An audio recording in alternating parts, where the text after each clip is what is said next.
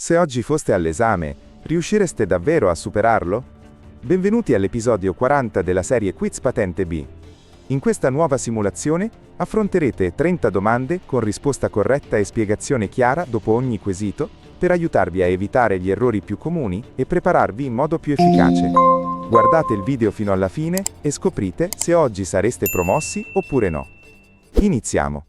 La patente di categoria B con codice armonizzato 96 consente di guidare le autovetture trainanti un rimorchio non leggero, oltre 750 kg, purché la massa massima autorizzata del complesso non sia superiore a 4250 kg.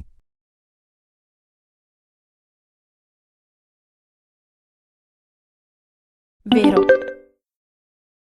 La patente B, con codice armonizzato 96, permette di guidare autoveicoli fino a 3,5 tonnellate che trainano un rimorchio non leggero, cioè superiore a 750 kg. La condizione importante è che la massa massima autorizzata del complesso non superi 4250 kg. Per complesso si intende la somma della massa massima dell'autoveicolo e di quella del rimorchio. Questo codice consente quindi di superare il limite ordinario di 3.500 kg previsto per la normale patente B, ma senza oltrepassare 4.250 kg. Non abilita alla guida di auto snodati e non riguarda la guida di motocicli di potenza elevata. La regola da ricordare è che il codice 96 serve per trainare rimorchi più pesanti con la patente B, entro il limite massimo previsto per il complesso. Il segnale raffigurato vieta ai pedoni di entrare nelle ore notturne.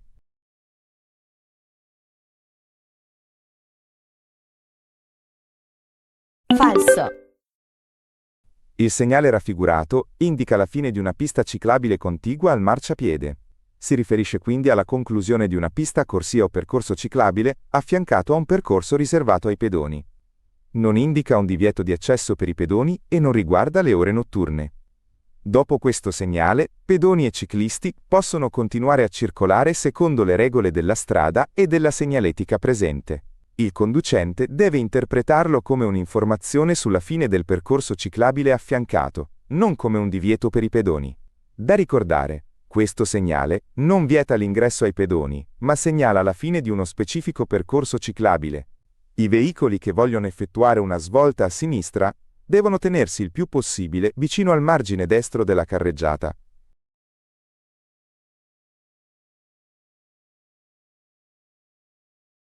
Falso. Per effettuare una svolta a sinistra, il conducente deve prima controllare nello specchio retrovisore che nessun veicolo abbia già iniziato il sorpasso. Deve poi azionare l'indicatore di direzione e posizionarsi correttamente. Su una strada a doppio senso bisogna avvicinarsi al centro della carreggiata, mentre su una strada a senso unico bisogna avvicinarsi il più possibile al margine sinistro. Non ci si deve quindi tenere vicino al margine destro, perché quella posizione è corretta per altre manovre, non per la svolta a sinistra. Durante la manovra occorre dare la precedenza ai veicoli che provengono da destra, di fronte e ai pedoni quando necessario. La regola da ricordare è che chi svolta a sinistra deve preparare la manovra spostandosi verso il centro o verso il margine sinistro, secondo il tipo di strada. I catadiottri installati sulla parte davanti di rimorchi e carrelli appendice sono di colore bianco.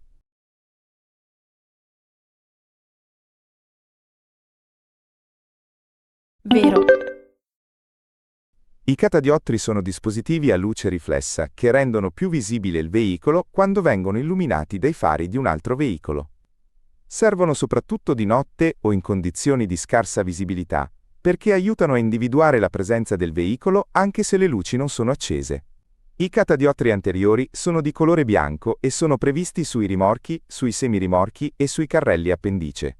I catadiottri posteriori sono invece di colore rosso, mentre quelli laterali sono di colore giallo. Sui rimorchi e sui carrelli appendice, quindi, quelli installati nella parte anteriore devono essere bianchi. Da ricordare, davanti si usa il bianco, dietro il rosso e lateralmente il giallo. Il segnale raffigurato specifica la pendenza di una salita.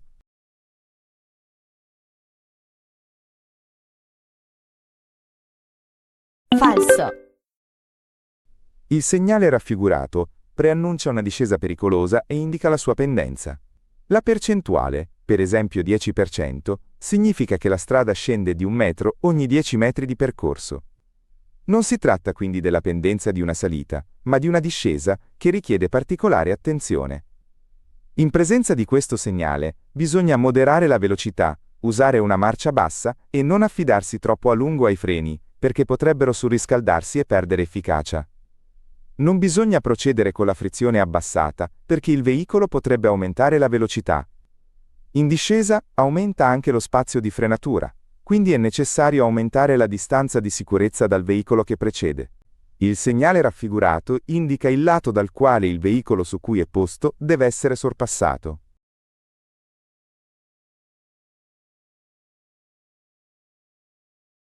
Vero.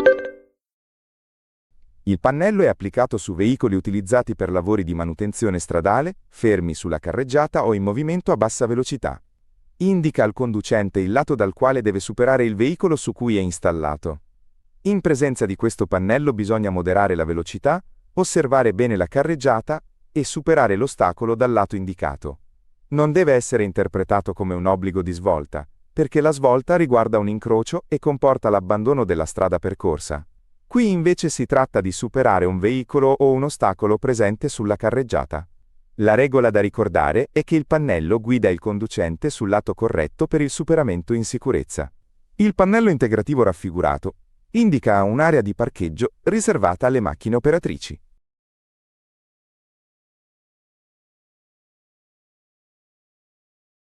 Falso.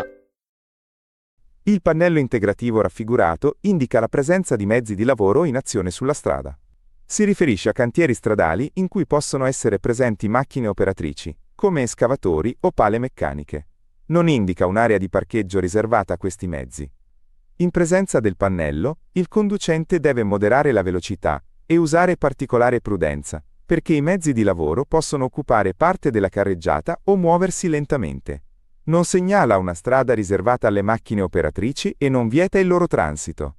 Da ricordare: questo pannello avvisa di lavori e mezzi operativi sulla strada, non di un parcheggio. Gli addetti a servizi di polizia stradale vengono riconosciuti dall'uniforme divisa.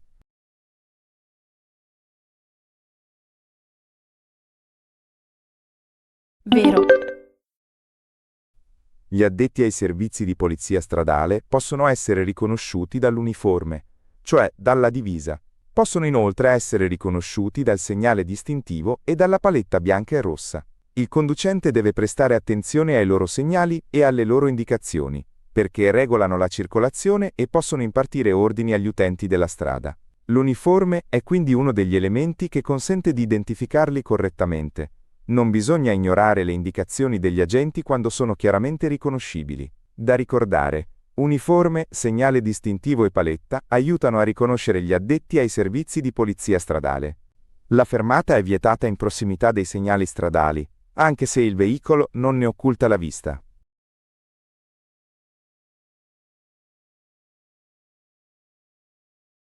Falso. La fermata è vietata davanti ai segnali stradali verticali o ai semafori quando il veicolo ne occulta la vista. Se invece il veicolo non impedisce la visibilità del segnale, questo specifico divieto non si applica per quel motivo. La fermata resta comunque vietata in molti casi, come sugli attraversamenti pedonali, sulle piste ciclabili, nelle gallerie, sui binari, in corrispondenza dei passaggi a livello, sui dossi e nelle curve secondo le condizioni previste. Nelle aree di intersezione, nei centri abitati, bisogna rispettare anche la distanza entro 5 metri. È importante distinguere tra fermata e sosta, perché non sempre i divieti coincidono. Da ricordare: dove è vietata la fermata è vietata anche la sosta, ma non sempre vale il contrario. Nella fase di sorpasso, il conducente è tenuto a segnalare continuamente con l'avvisatore acustico l'effettuazione della manovra.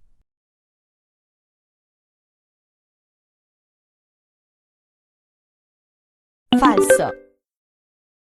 Il sorpasso si effettua, di norma, a sinistra e deve essere eseguito solo quando la manovra è sicura. Prima di iniziare bisogna verificare che non vi siano divieti, che la visibilità sia sufficiente, che ci sia spazio libero e che nessun veicolo abbia già iniziato la stessa manovra. Il conducente deve segnalare il sorpasso con l'indicatore di direzione, non con un uso continuo dell'avvisatore acustico. Il clacson può essere usato solo eventualmente, e dove consentito, per avvisare chi precede, ma non deve essere suonato continuamente. Dopo il sorpasso bisogna rientrare a destra, senza tagliare la strada al veicolo sorpassato. La regola da ricordare è che il sorpasso richiede controllo, segnalazione corretta e rientro sicuro. Il segnale raffigurato è un divieto che non riguarda gli autobus.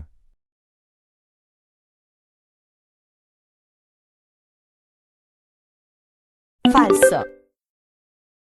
Il segnale raffigurato indica il divieto di transito per tutti i veicoli che superano la larghezza indicata.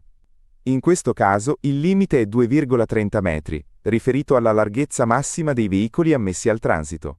Il divieto riguarda tutti i veicoli oltre tale misura, compresi gli autobus. Può trovarsi per esempio prima di una strettoia, o in punti in cui il passaggio non consente il transito sicuro di veicoli più larghi. Il segnale non indica la larghezza della strada, ma la larghezza massima consentita per i veicoli. Da ricordare, quando un veicolo supera la misura indicata, non può transitare, indipendentemente dal tipo di veicolo. Salvo diversa segnalazione, il limite massimo di velocità sulle strade extraurbane principali è di 100 km/h.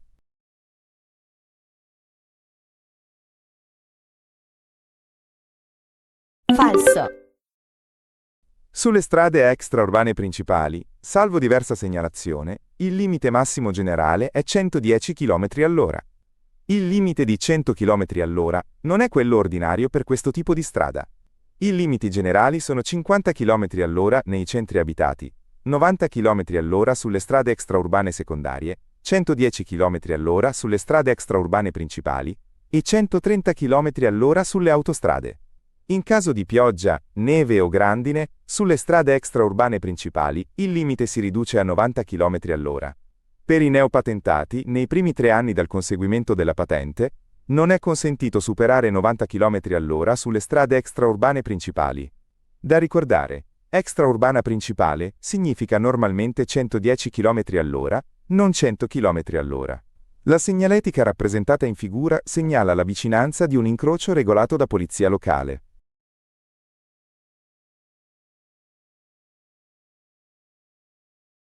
Falso.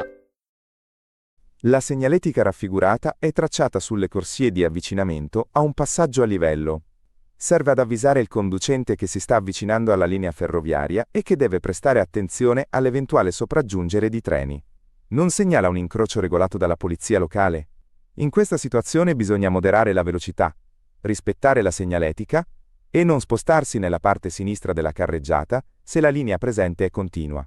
Il conducente deve prepararsi a fermarsi quando le condizioni del passaggio a livello lo richiedono. Da ricordare, questa segnaletica riguarda il passaggio a livello, non un incrocio.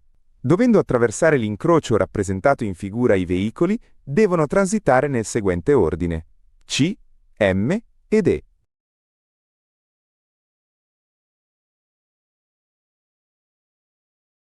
Falso. Nell'incrocio rappresentato, l'ordine corretto di passaggio è E, C, M. Il veicolo E passa per primo perché, svoltando a destra, non ha veicoli provenienti dalla sua destra. Dopo il passaggio di E, può passare il veicolo C, perché non ha più veicoli da attendere alla propria destra. Il veicolo M deve invece aspettare il passaggio di C, che proviene da destra. Anche se le traiettorie di M e E non si incrociano direttamente, M non può passare contemporaneamente perché ha la destra occupata. La regola da ricordare è che, negli incroci senza segnali di precedenza, bisogna valutare sempre la precedenza a destra. Se non si allaccia la cintura di sicurezza, in caso di improvvisa frenata si può essere proiettati contro il parabrezza.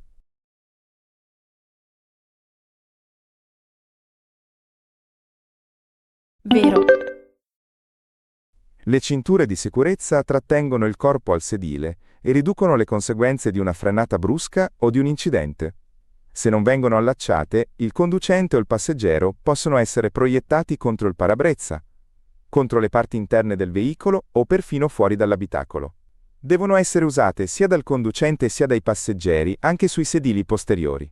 L'obbligo vale anche nei percorsi brevi e nei centri urbani, perché il pericolo può presentarsi a qualsiasi velocità. La presenza dell'airbag non sostituisce la cintura, Anzi, l'airbag è efficace solo se la cintura è correttamente allacciata. Da ricordare, la cintura protegge solo se è indossata e lasciata funzionare correttamente. I pannelli raffigurati indicano lavori in corso.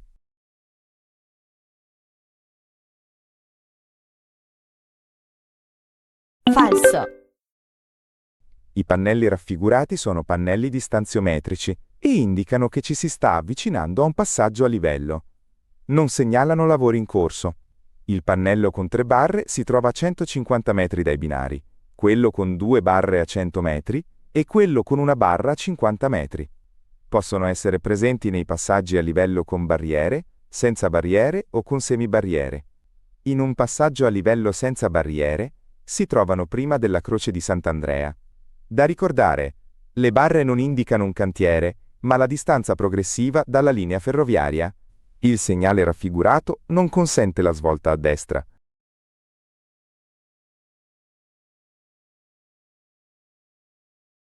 Vero. Il segnale raffigurato indica una direzione obbligatoria. In prossimità di un incrocio, obbliga il conducente a proseguire soltanto diritto. Per questo motivo non è consentito svoltare né a destra né a sinistra. Il segnale può trovarsi sia su strade a senso unico sia su strade a doppio senso. Non indica una corsia riservata, non impone la marcia in unica fila e non deve essere confuso con il segnale di senso unico frontale. La regola da ricordare è che, quando il segnale mostra una sola direzione obbligatoria, il conducente deve seguire esclusivamente quella direzione. Durante la guida, si deve fare uso di occhiali da vista o di lenti, a contatto soltanto sulle autostrade e sulle strade extraurbane principali.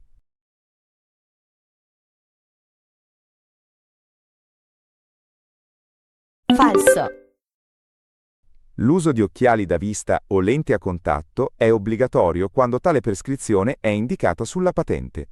L'obbligo può essere riportato per esteso oppure con il codice armonizzato 01. Quando è presente questa prescrizione, il conducente deve usare le lenti su tutti i tipi di strada.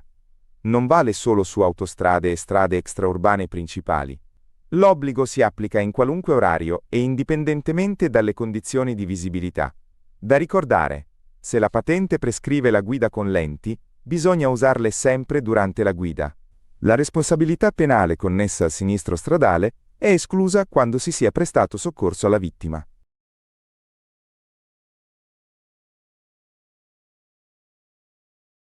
Falso. La responsabilità penale può sorgere quando, a seguito di un sinistro stradale, si provoca la morte o il grave ferimento di una persona. Questa responsabilità grava sul conducente che ha commesso il fatto, non automaticamente sul proprietario del veicolo. Prestare soccorso alla vittima è un comportamento obbligatorio e corretto, ma non elimina la responsabilità penale eventualmente collegata al sinistro. Il soccorso evita la responsabilità per omissione di soccorso, ma non cancella il fatto già commesso. Anche il risarcimento dei danni o il pagamento da parte dell'assicurazione non estinguono automaticamente la responsabilità penale. Da ricordare, soccorrere è doveroso, ma non esclude l'eventuale responsabilità per il sinistro. L'inquinamento dell'aria può essere ridotto, controllando che il veicolo sia sempre nelle condizioni ottimali di consumo e rendimento.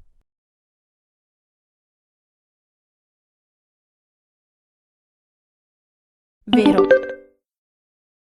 L'inquinamento atmosferico prodotto dai veicoli dipende soprattutto dai gas di scarico generati dal motore. Può essere ridotto mantenendo il veicolo in buone condizioni di consumo e rendimento.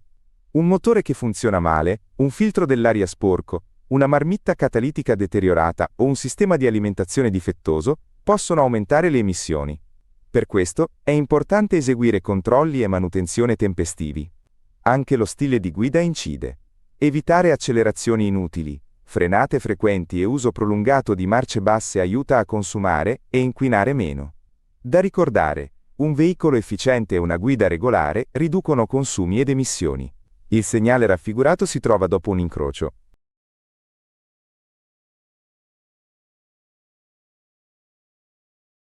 Falso. Il segnale raffigurato è un segnale di preavviso di incrocio su strada extraurbana. Si trova prima dell'incrocio, non dopo, perché serve a preparare il conducente alle possibili direzioni da seguire. Indica, per esempio, che svoltando a destra verso una località si incontra un passaggio a livello. In questo modo, avvisa anche del possibile pericolo legato all'attraversamento dei treni.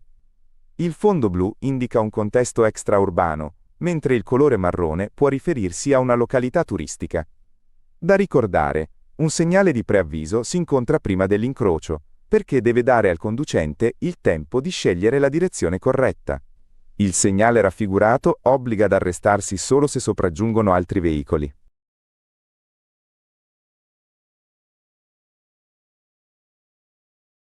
Falso. Il segnale fermarsi e dare precedenza, cioè stop, obbliga sempre ad arrestarsi. Il conducente deve fermarsi in corrispondenza della striscia trasversale di arresto e dare la precedenza ai veicoli provenienti sia da destra sia da sinistra. L'arresto è obbligatorio anche se non sopraggiungono altri veicoli. L'unica eccezione è la presenza di un agente che ordina di proseguire o di un semaforo con luce verde, perché le indicazioni degli agenti e dei semafori hanno priorità sul segnale. Non bisogna quindi attraversare lo stop rallentando soltanto. Da ricordare, allo stop ci si ferma sempre, poi si riparte solo quando è sicuro. Il pannello raffigurato va messo dietro a tutti gli autocarri.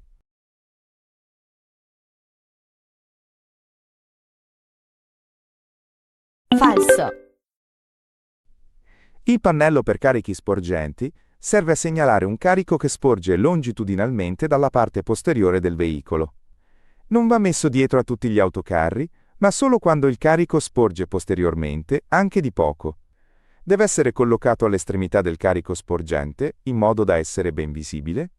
Se il carico sporge per tutta la larghezza posteriore del veicolo, occorrono due pannelli posti all'estremità. La sporgenza deve riguardare cose indivisibili, come pali o travi, e deve rispettare i limiti previsti. Da ricordare, il pannello non identifica il tipo di veicolo, ma segnala un carico che sporge dietro. La distrazione del conducente può essere causata dall'accensione del cellulare.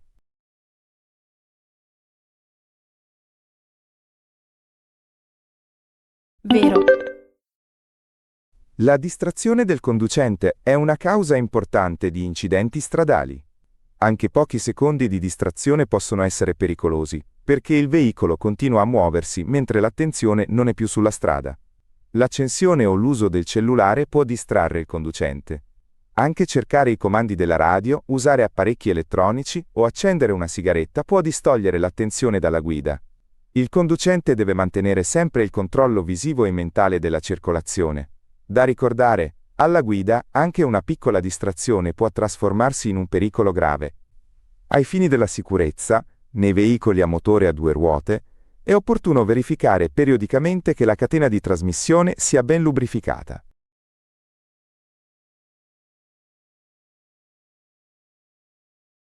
Vero. Nei veicoli a motore a due ruote, la catena di trasmissione collega il pignone motore alla corona della ruota. Per la sicurezza deve essere controllata periodicamente, mantenuta ben lubrificata e tesa in modo corretto. Se la catena è usurata, troppo lenta, troppo tesa o non lubrificata, può rompersi e causare il bloccaggio della ruota posteriore. Questo può provocare la perdita di controllo del veicolo. Se mostra segni di usura, deve essere sostituita insieme agli organi collegati, senza tentare riparazioni improvvisate. Da ricordare, una catena efficiente contribuisce direttamente alla sicurezza della guida su due ruote. Quando si deve far salire o scendere un passeggero dal veicolo, bisogna aprire la portiera solamente quando non si causa pericolo agli altri utenti della strada.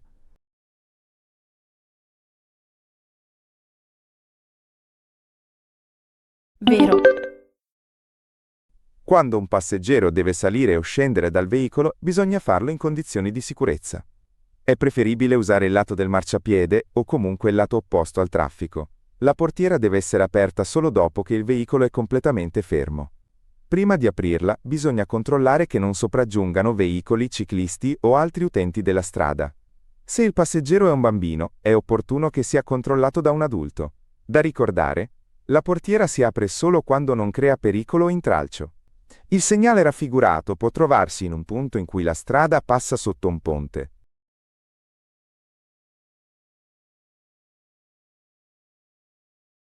vero, Il segnale raffigurato indica il divieto di transito ai veicoli che superano l'altezza indicata.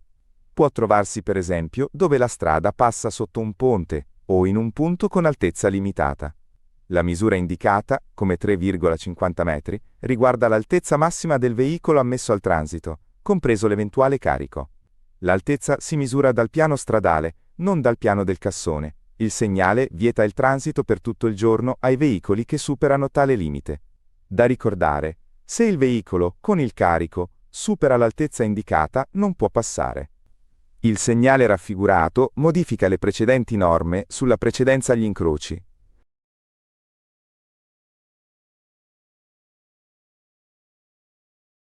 vero, Il segnale raffigurato indica la fine del diritto di precedenza.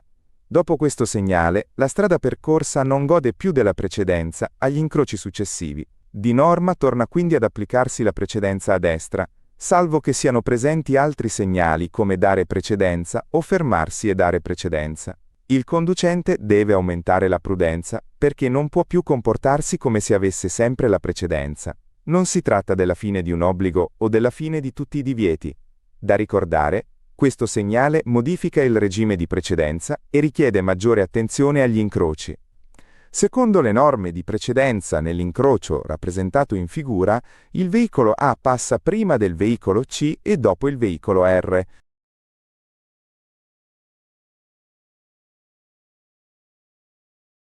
vero, Nell'incrocio rappresentato, l'ordine corretto di passaggio è R-A-C. Il veicolo R passa per primo perché non ha veicoli provenienti dalla sua destra. Dopo il passaggio di R, il veicolo A può proseguire perché non ha più veicoli da attendere alla propria destra. Il veicolo C deve invece attendere il veicolo A che proviene da destra. Per questo A passa dopo R e prima di C. La regola da ricordare è che, negli incroci senza segnali particolari, si applica la precedenza a destra. Il marciapiede è una parte della carreggiata.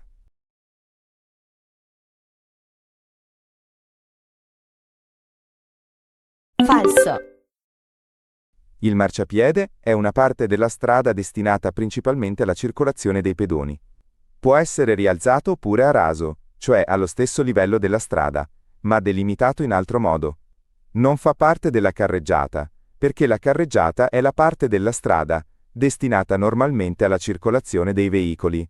Il marciapiede si trova quindi esternamente alla carreggiata. I veicoli possono sostare sul marciapiede solo quando la segnaletica lo consente, per esempio con appositi spazi tracciati. Da ricordare, il marciapiede appartiene alla strada, ma non alla carreggiata. La simulazione di oggi finisce qui. Non fermatevi a questo risultato, perché il vero segreto per passare la teoria è continuare a studiare ogni giorno, anche solo per pochi minuti. La costanza vi aiuta a capire meglio i quiz, ridurre gli errori e arrivare più sicuri all'esame. Scrivete il vostro punteggio nei commenti, lasciate un mi piace e iscrivetevi al canale. Alla prossima simulazione!